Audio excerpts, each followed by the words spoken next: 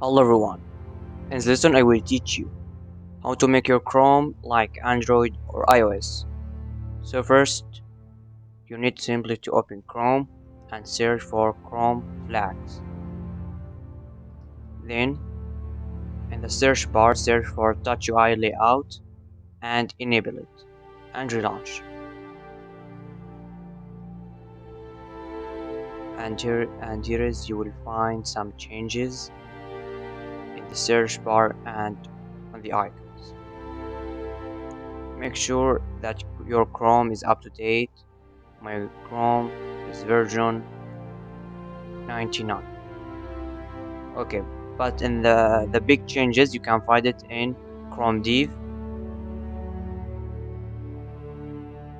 If you enable it, here is you can add it new tab by clicking this. There is a tab counter to switch between it.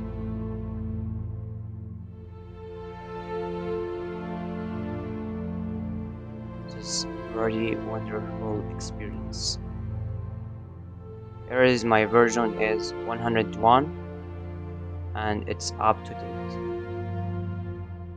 So simply that's it. Thank you for watching and I hope this flag was helpful. Goodbye.